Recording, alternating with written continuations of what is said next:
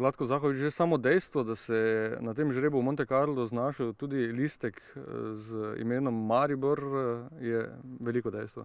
Ne, jasno smo lahko vsi ponosni na to, da smo del najelitne grupe, se pravi elitnega tekmovanja, najelitnega nogometnega tekmovanja in res občutki so neverjetni. Skupina je močna, atraktivna, Chelsea, Schalke, Sporting Club de Portugal oziroma Sporting Lizbona. Prvi odziv, da je Zlatko Zahovič spet prav napovedal.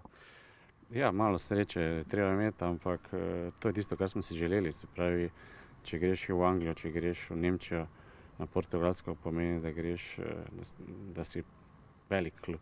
Enostavno, in to je skupina, katera smo že atraktivna in vse, kar ti lahko Liga prvakov prenaša, imamo v tej skupini. Če se posvediva morda na kratko vsem nasprotnikom Chelsea, seveda najprej človek pomisli na Joseja Mourinha. Jasno, tudi ko je bil v Realu, najprej na njega pomisliš.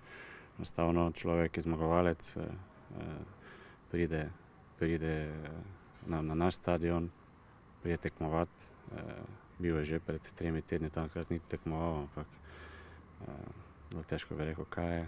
Mi smo pripeljali Chelsea ne na prijateljsko, ampak v Ligo prvakov. Še ena zanimiva zadeva povezana s Chelseajem. Roman Abramovič je že zapustil Ljudski vrt kot poraženec, takrat je reprezentanca Rusije tukaj izgubila.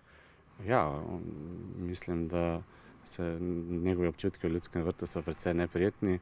Mi bomo pa dali vse, da bo ponovno.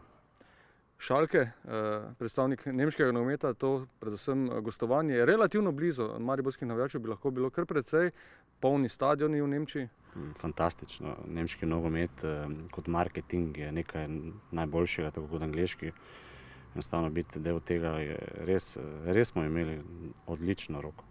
In seveda Zlatko Zahovič Lizbono zelo dobro pozna, tudi rivala Benfique, glavnega mestnega tekmeca, ki ima nenazadnje podobne drese kot Celtic, zeleno-bele proge. Se pravi, da je to, kar smo si želeli.